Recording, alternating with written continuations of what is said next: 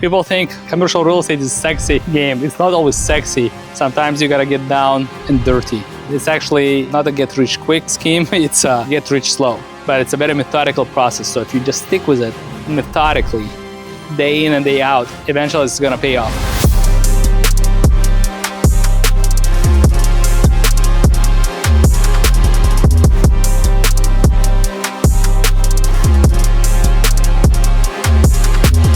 So we're in Fuqua Industrial Park, which is probably the best deal I have ever done in my real estate career. This property is around 100 acres of mixed-use land with 14 industrial warehouses, around 340,000 square feet. Originally, this property was a tobacco warehouses that we bought from tobacco cooperative that was in bankruptcy. We had an opportunity to buy it for $8 million.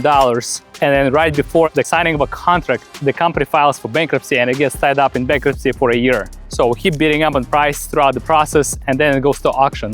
And we ended up going all the way down up to $16 million and paid double what we could have gotten it had they signed the contract a day before they filed bankruptcy. So anyway, we ended up buying it for a little over $16 million. It's 14 warehouses.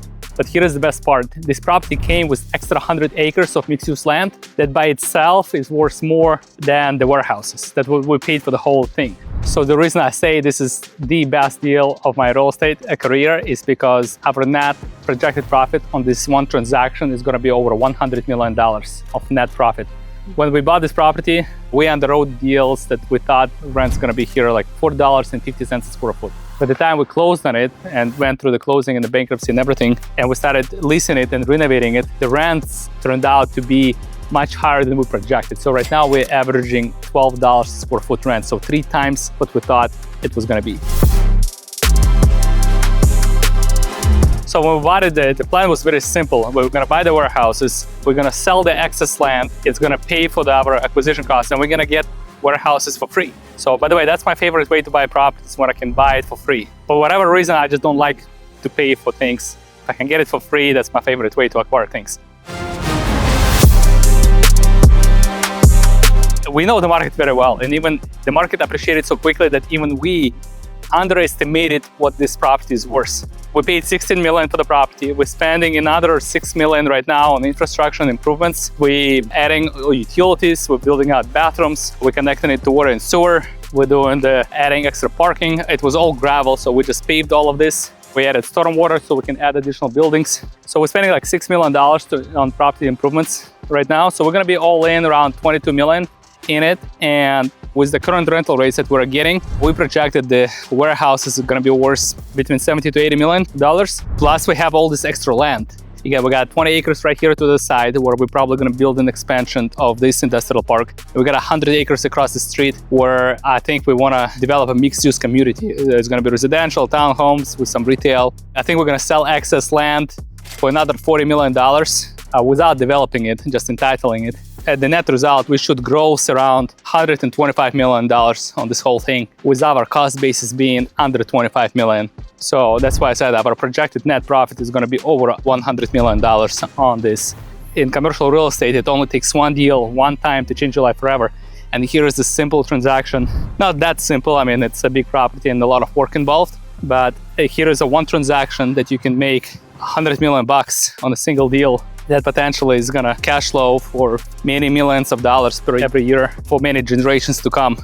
It only takes a couple of these deals for you to say, you know what, I'm good. I don't need to buy, 100 properties. I just need to get 2 or 3 of this and I'm gonna be good. So our tenants here are all kinds of contractors. We got a plumbing contractor, installation contractor.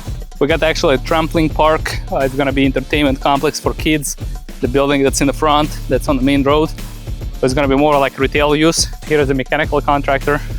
So we got 14 buildings that are roughly 25,000 square feet each. That's the first phase of the project. Then we're gonna do a second phase, which is developing a mixed-use community across the street. And then we may do the third phase, which is expanding this park and adding another flex park next door to it on the extra 20 acres we got next door. And it took us like over a year to close on it because right in the middle of deal negotiations, the cooperative that owned it, they filed for bankruptcy. And then when they finally approved the sale, we had to close on $16 million vacant property, all cash with no income in like under 45 days. It was a big lift. It was a tough deal to close, but we somehow pulled it off. I have no idea how, but somehow we got it done. And then after we closed on it, it took us another 2 years to get the permits approved to do these improvements with the city. But we did improvements. We just built this big stormwater pond here, and because we plan to expand and add additional impervious surface area and add additional buildings. So we just went ahead and did an oversized stormwater pond. When it comes time to add additional buildings, we would be ready to go. We won't need to do any of this. We just put a first coat of asphalt. When we are done with all the improvements, we're gonna add a top layer, so it's gonna look much nicer. We're spending another about $300,000 on landscaping. I know those are big numbers, to spend on things like this, but that's what happens when you're dealing with big properties. Like every small thing, like you want to add fire suppression. It's like over $1 million. You want to add landscaping. It's like $250,000. Just to add some grass and plant some bushes. It just everything costs a lot of money, but then also you make a lot of money at the end. By the way, lesson learned on this. When we initially did the site plan approval, which caused another delay, we used a surveying company who use drones to take a survey of the property. And we did have a site plan approval based on those drone surveys. Well, when the contractors got to site, started doing the grading, they said these plans are off, it doesn't make sense. And we realized that the survey was off by 2 feet on average on your elevations. Don't try to save money and don't use drone photography to make your surveys, because we ended up paying for survey twice, because the first survey essentially was trash. We tried to save money by doing a drone, which was a faster way to do it. And at the end of the day, you had to do it by the old school way, measure it by hand and have a professional survey done. And we had to redo all the plans because of it, because all of our elevations were completely off.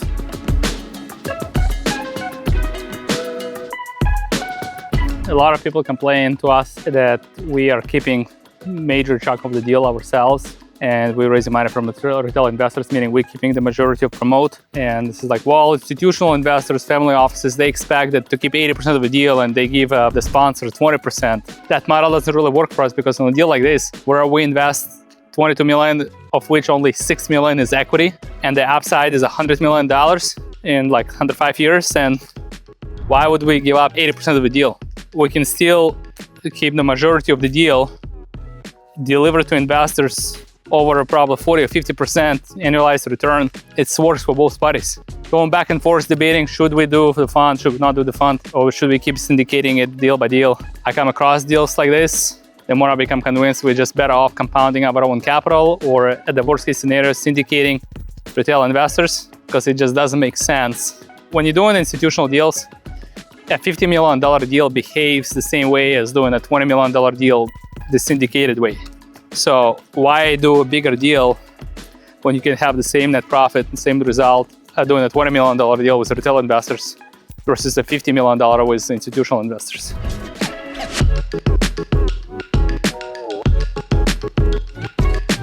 The commercial real estate is not always sexy.